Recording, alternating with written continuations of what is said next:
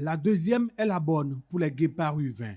Battus d'entrée par le Niger, ils se relancent de la plus belle des manières en dominant les éperviers du Togo 47-31. Une victoire nette, construite avec maîtrise et efficacité. Dès la première période, les poulains de Dako Mathieu imposent leur rythme. Solides en défense, rapides en contre-attaque, ils font la différence et virent en tête à la pause 21-17. Au retour des vestiaires, le Bénin hausse encore le ton. Plus déterminé, plus tranchant, les Guépards déroulent offensivement avec 25 buts inscrits en seconde période. À la manœuvre, Raphaël Bomanditoou, nous des renouds précis et inspirés, guide son équipe vers la victoire.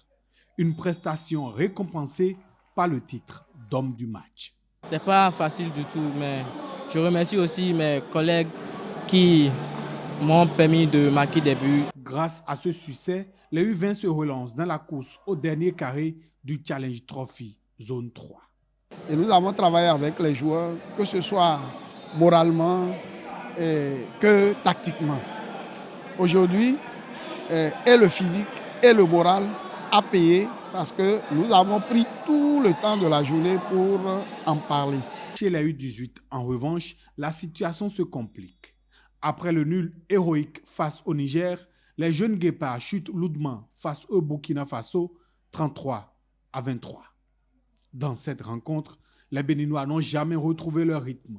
Manque d'agressivité, manque de concentration et beaucoup de maladresse en attaque. La première période est marquée par de nombreuses occasions manquées, tandis que la défense, trop friable, laisse des espaces exploités par les étalons. Oui, je pense que l'adversaire quand même est très mobile, voilà, puisque nous avons posé pas mal de problèmes, surtout en première mi-temps. Et le prochain match, c'est contre encore le Nigeria, ça sera encore plus difficile. Mais de toutes les façons, nous allons toujours espérer, nous allons toujours redonner, replacer les consignes. Et les enfants, je suis sûr qu'ils vont améliorer leurs prestations. Place désormais à la troisième journée avec des enjeux bien différents.